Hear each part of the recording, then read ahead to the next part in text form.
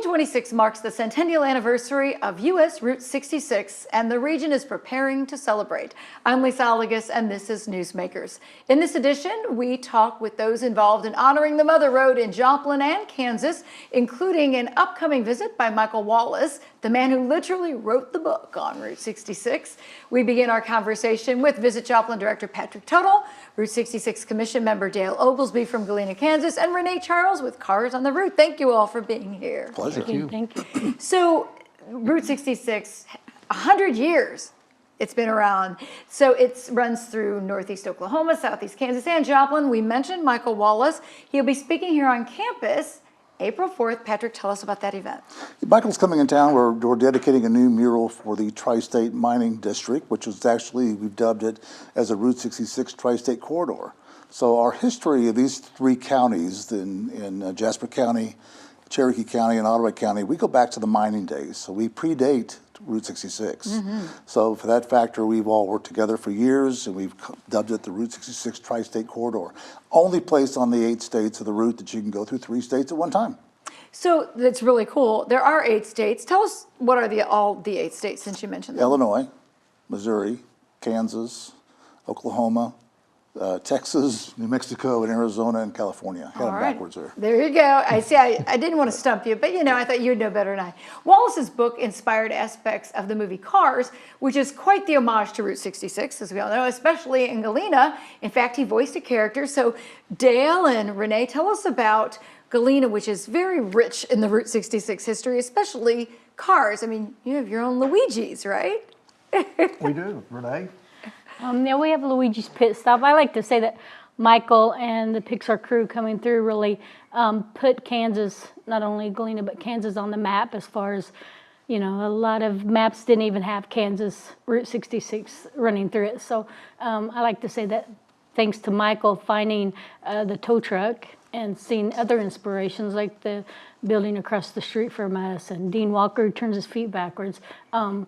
I think that helped us in our economic growth and just being recognized and being put on the map. And now you pay tribute to all that car stuff. Tell me some of the automobiles I know you have there, because you have at least a mock-up of the sheriff's car. What else is there in Galena that people can see?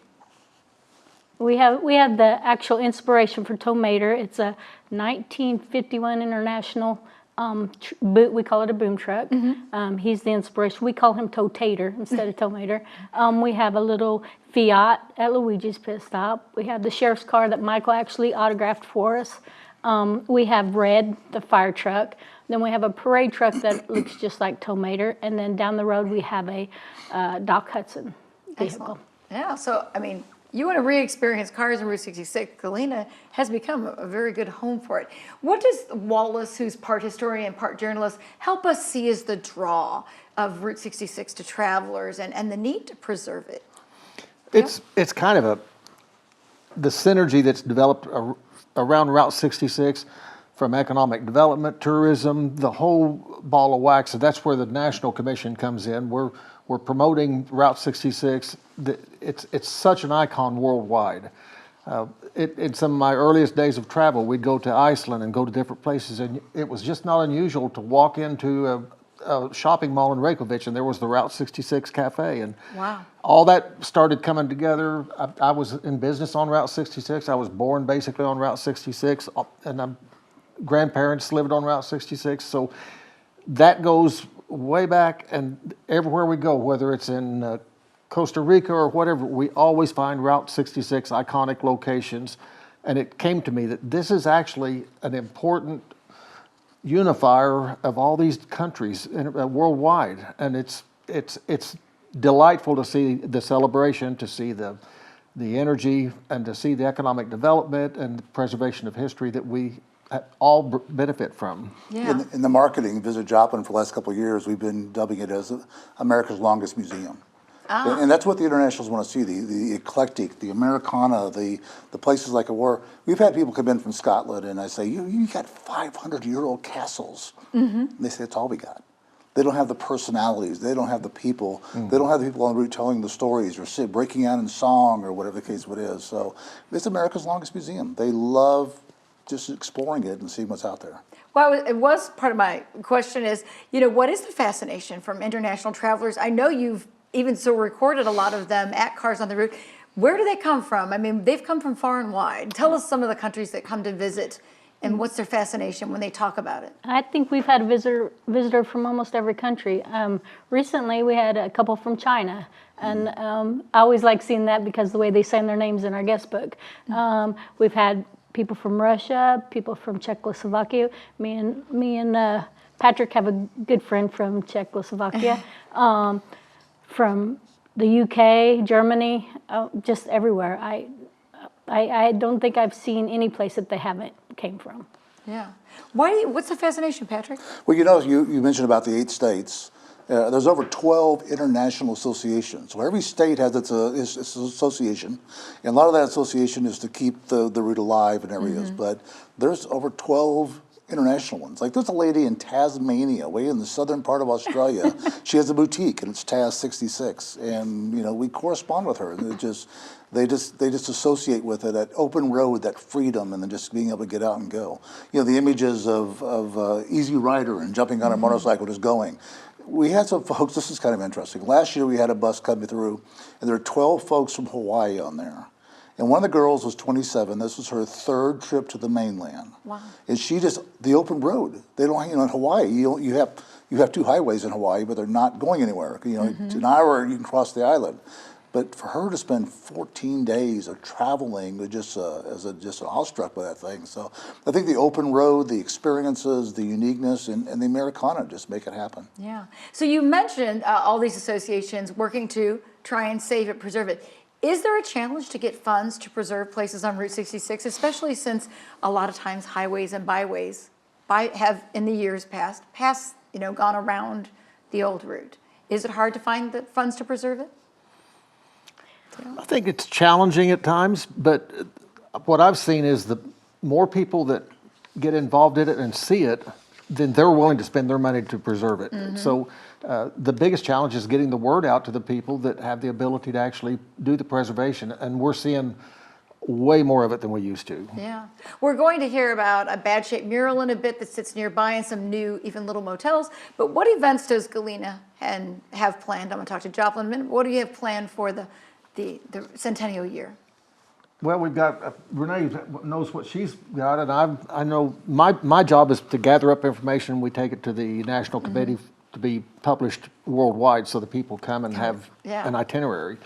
But infrastructure-wise, we've still got some pretty exciting plans. We're going to try to do our best to complete it in time and have an arch across Main Street to welcome travelers as they go from Chicago to Santa Monica or vice versa. So we'd like to see that.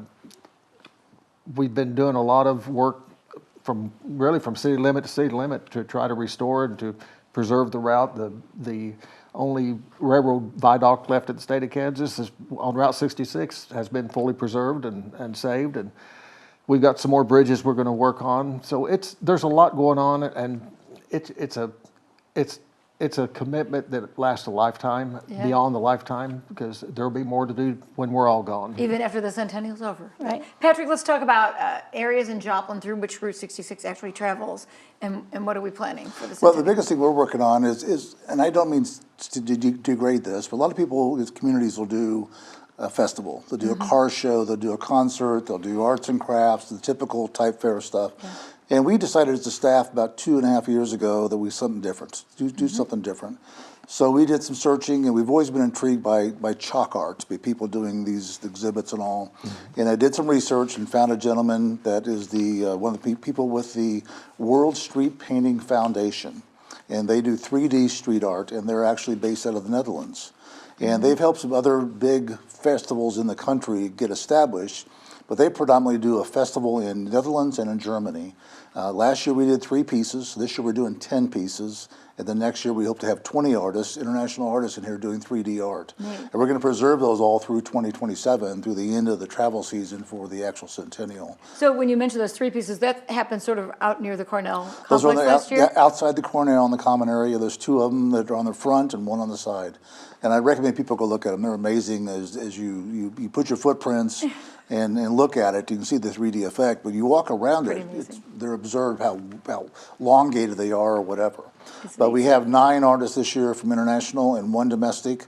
And we're going to start working on those the first week of June. Yeah, excellent. Well, the National Route 66 Centennial Commission is guided by 7 principles: celebrate and honor, preserve, protect, enhance, generate tourism demand, tourism development, economic national collaboration, and research and education. So Dale, you're on this commission, correct? Correct. Tell us about implementing those principles and the commission's mission. I understand there's 4 priority areas. What's the goal here, the commission? The goal clearly is to spread the word far and wide, not just in the corridor, but we want to spread it nationally and internationally to let people know that this is a big deal, and it's a hallmark of some of the founding days of the country, and what Patrick had mentioned as far as the feeling, the big road, the open road, the freedom, that just doesn't exist everywhere in the world like you'd think. You know, we take for granted what we have. But there's a lot of us that are just saying, no, we're not taking this for granted because it's big, it's exciting, and you know the energy that we feel. I mean, even when we collaborate, the 3 of us it's contagious, and we're trying to spread that contagion as far as we can, and that's the job of the commission. Now the commission, we've had some questions. How's the budget cutbacks going to affect the commission?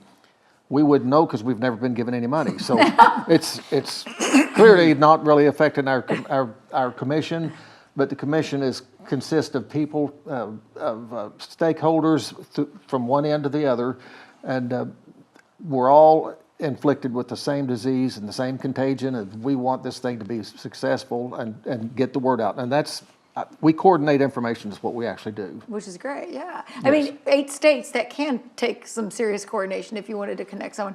The route did, I mean, my father traveled it in the 1950s, 60s, drove all the way to California from St. Louis on Route 66.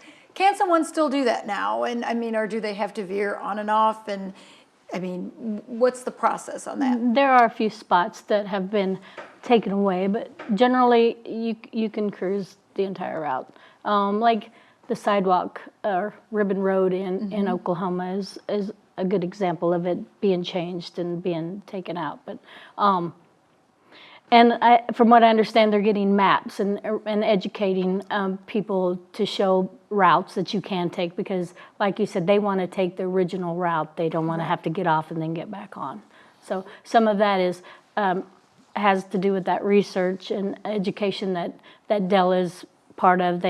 They're not only trying to get maps, but they're also trying to get curriculum in the schools to teach the children about Route 66 and have a curriculum built up around it. And some of the preservations that they've got, like Kansas has 2 neon signs that they're working on to preserve, and of course our Rainbow Bridge is getting a new paint job, and just different things that each state has. They have the National Commission, which Dell is on, and then they have state commissions, which I'm a member of, and we all gather up our information for our state and we send it in to them to say this is our ideas of what we're wanting to go on. And Patrick has been so generous to invite us to some of their meetings as well. So because we are the tri-state corridor. Yeah. So we all work together, and so if there is a section that somebody gets lost on, we don't have a problem directing them. And part of the signage, right? Yes, I mean, that makes a difference. I don't collect stamps, but there's been 100 stamps for Elvis. There's never, ever been a Route 66 You're stamp. kidding. Never. So the Will there be commissions- for the Centennial? They're working on it. Working on it? We're working on it. But We've actually working on coins. Which would be great, a commemorative coin as Yeah, well. Yep. On the Each back state- side of a quarter, it'd be great to have a Route 66. Excellent. All right. Well, So- so people, if they want to get involved, who do they call? any of us, they can reach out through the Visit Joplin office, and we can put them in touch with anybody in the corridor. Visit Joplin has got a lot of the events going on throughout the year. There's other things happening besides just the street art, but it all is going to kick off here real quickly, and the tourism season is beginning, and it's going to be a busy time. And let's remind folks, Patrick, of Michael Wallace's visit here to Joplin. April 4th, it'll be open to the public. He'll be at the unveiling in downtown Joplin at Route 66 Mural Park at 1:30. Then he'll be out here at 7 o'clock on the campus doing a lecture. And he's going to be talking about the next 100 years is what's his vision for the next 100 years will be. Plus, we're going to get some stories of cars in there as well, the cars production. I So would be disappointed if you didn't. Yes, All right. Thanks, yes. Patrick. Thank you, Dale. Thank you, Renee. Appreciate you. Thank you. We're going to take a break. When we come back, we'll meet the owner of Gearhead Curios, who recently broke ground to create a motor court of cabins on Route 66. But as we go to break, a look at a new mural taking shape in Galena. Kansas sunflowers and a sky glowing orange and red with the sunset will greet Route 66 travelers entering Galena over the historic Viaduct Bridge. It's the work of artist Sandra Dawn. She and David Mason are painting a mural on the Route 66 badge-shaped monument designed as a drive-through photo op for Mother Road travelers. I just hope that it helps bring communities together with something positive that they can celebrate. And I hope that, as people drive by it, it brings a little bit of a smile to their face and maybe a reason to pause and stop and really pay attention to what's going on. So it will be a photo op. On the other side, there will be projections up on it throughout the year that will kind of tie into what the community has going on and give a little bit of a different scenery as it changes. Many people from all over the world are already taking advantage of it. Just yesterday, we had a gentleman on a motorcycle from Mexico City. He was from Mexico City and he cruised up to Chicago to meet some family, and now he was headed back home to Mexico and he wanted to take the route back home. We've seen people from Sweden, Germany, France, the UK. It's quite a challenge. It's fun to see people that actually just come to America just to cruise the route. Honoring the history of Route 66 has led to several murals for the pair. We've been doing a couple projects on Route 66 the past couple years, and the more and more we get to do, the more we see the towns and the history of the Route 66, and they welcome us with open arms, and it's just fun to be part of the history. Renee Charles, who runs Cars on the Route, worked to make the badge monument happen, finding sponsors and even collecting donations from Route 66 travelers. This is a celebration of the Route 66 Centennial. The Charles family actually made the shield and did a great job there. And as far as the imagery on it, we just wanted to kind of celebrate Kansas being on Route 66 and just the color and excitement. Sandra and David often drive old Route 66 from Springfield to Tulsa. Sandra says growing up in Neosho and Joplin, the route was always there, but she's glad. As long as, they realize that this is a part of our heritage, it's something that we celebrate and we're proud of, and it helps bring all sorts of people together. Come and look at a piece of our past. For KGCS, I'm Yaneli Lopez. Welcome back to Newsmakers, where our focus is Route 66 in the upcoming Centennial year. Recently, ground was broken for a motor court of cabins in Galena on Route 66. It's going to be called the Petrol Motor Court. Joining us is the owner of the property, as well as the Gearhead Curios, Aaron Perry. Thanks for being here. Welcome. Thanks for having me. I appreciate it. So this is an exciting time for you. Congratulations on your groundbreaking. Let's start our conversation about that. Why did you decide to call it what you're calling it? Well, it's gas station themed cabins, so the petrol. And it's an homage of the old motor courts, which would have the driveway with the different cabins in it. And the court is a play on words because it's spelled like a quart of oil. So it's the Petrol Motor Court. So talk to us about, this was something that you have a love of Route 66. They're all going to be unique, though. It's not like cookie cutter. Yeah. Each one will represent a gas station, and some even it's personal to you, right? That is correct. We've got 10 different cabins, 10 different gas stations. Some are local homage, some from my childhood. One of the ones from my childhood is a Chevron station, because in high school I was a gas pump jockey at a Chevron station. One is going to be a Union 76, because in 1976, I was 5 years old, and we drove from California to Pennsylvania. Everything was bicentennial, and I knew that Union 76 station would be called Union 77 the next year. But it wasn't. It wasn't. No, it's still Union 76. If you're familiar with Galena, Kansas history, there was a bar there that was quite well known called the Green Parrot. One of our stations is going to be a poly station because its symbol is a green parrot. So we have a reason for all 10 of them. Yeah. So what made you want to do this? What is it that you love about Route 66? Why did you think we needed this kind of place for folks to stay? Well, there's nothing like it anywhere. You bet. First off. But I love the early childhood road trips that we took from California to Pennsylvania. And just, it's the American nostalgia. And I wanted something like that to complement with what I've done with Gearhead Curios, having an old gas station that's a gift shop. And it just kind of evolved. I'm like, how cool would it be to have individual gas stations? And then the more we looked into it, the more local history and personal history we were able to incorporate with it. And it's like, yeah, this is it. This is what we're going to do. Why do you think this will be a success even in a small town like Galena? Because it's unique and it's going to have an iconic American draw. So it's going to bring people not just from the immediate area or a couple hours away, but people seeking that post-war America, that vibe, that feel, that memory. You could stay the night in a vintage gas station. Each station is going to have mid-century restrooms. So like a teal toilet and tub, a pink toilet and tub. You're going to walk back in time and nostalgia. Everything's going to be themed for that station, like maps and signage and like this. And where else would you be able to get pictures of 10 unique gas stations, all with neon lights in one spot? Yeah, neon seems to be kind of a connecting factor with a lot of the things on Route 66. And, you know, Galena does get international travelers. I bet they'd really be excited to be able to stay in a place like this. Oh yeah, I've got a lot of people asking me already, when's it gonna be ready? I wanna book a room. It's like, oh, hey, we're self-funded, so. Well, we do want to talk about that. Your fiance is also a Route 66 fan. How important was it that she be with you on this project? Oh, I don't do it without her. If I'm going to marry her, we're going to do it together. And I'm not doing it without her support. I actually met her because she walked through the door at Gearhead Curios. And that's how the two of us, a love for the road, and here I owned a spot, and it's like, wow, hi, how are you? You know? Tell us about Gearhead Curios and what you offer there. So Gearhead Curios is in a 1939 Texaco station. It is a roadside attraction. It is open year-round.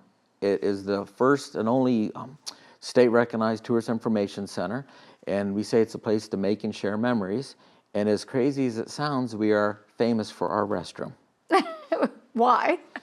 Our restroom is quite unique. We have had a couple travel shows filmed in the restroom, a couple newscasts in the restroom, and one wedding in the restroom. So I don't want to spoil it, but just come see us. Okay. So you've obtained the property for, what will it take to build these cottage cabins, and where will they be located so folks know in Galena? So it's on Main, which is Route 66. It's between the blocks of 3rd and 4th Street. So we got all 10 lots that were there. And we're going to start on the north side. So the next thing, we've secured the property. We're going through the finals right now for the drawings for each of the stations. And we're going to do the first half and the north half first. And we're going to remove some old foundations that are there, prep the ground, and then mark and pour the new foundations, get the plumbing, and then start building one cabin at a time. That way, as we finish one cabin, people can stay there and we'll go on to the next cabin. Yeah. So how will you finance the future of the project? You did kind of mention that, you know, it's self-funded, but you might have some celebrities in mind.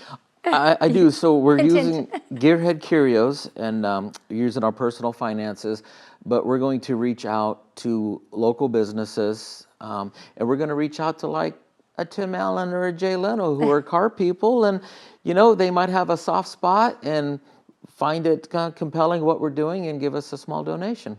Okay. Are you hoping to have something built by the Centennial year? We would love that. We would love to have at least 2 or 3 of the structures done by then. But again, some of it depends on the funding. Yeah. But we figure it's about a 5-year plan. Okay. And tell us about what will be, I mean, you said the mid-century, how big will one of these cabins be? How many people could stay there?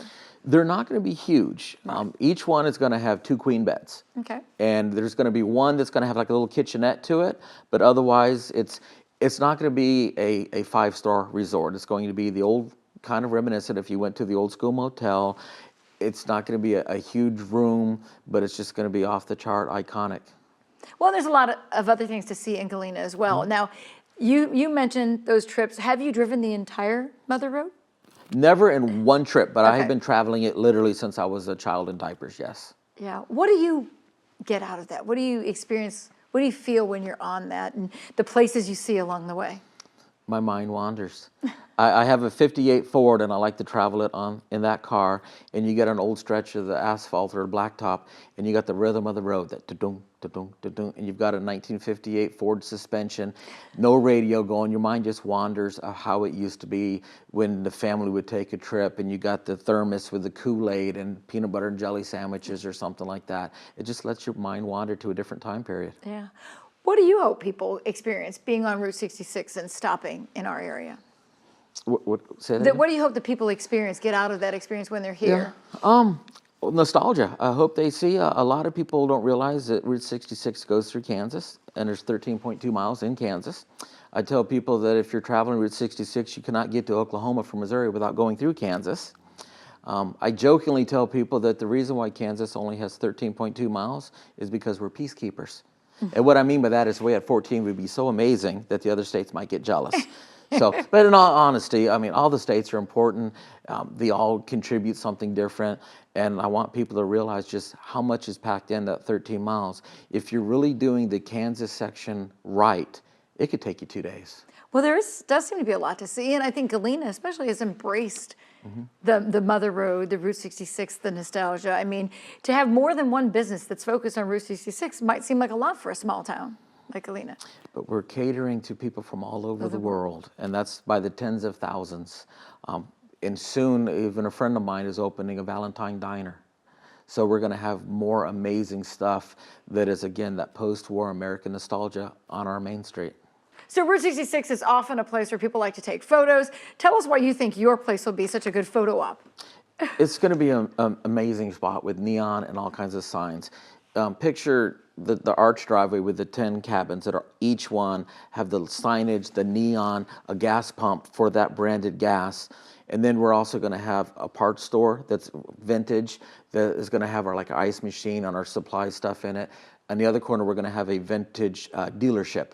We've got a Model T and a Model A that are going to be inside there, so you can reminisce what that would look like. That's going to be an area that we can pull the cars out if you wanted to, say, do a wedding there, and then have your whole wedding party stay at the motor court and get just amazing wedding pictures, prom pictures, senior pictures with all the neon signs lit up at night.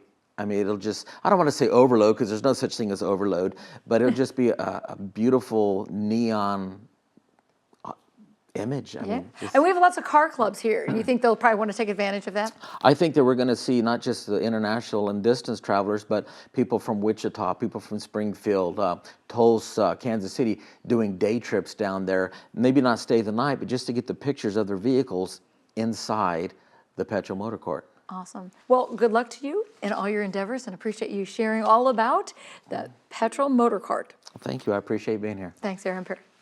That wraps up this edition of Newsmakers. We hope you will take part in some celebration of Route 66. Don't forget, you can learn all about it from Michael Wallace April 4th in Corley Auditorium at 7 p.m. here on the MSSU campus. Thanks to our guests, and thank you for watching Newsmakers.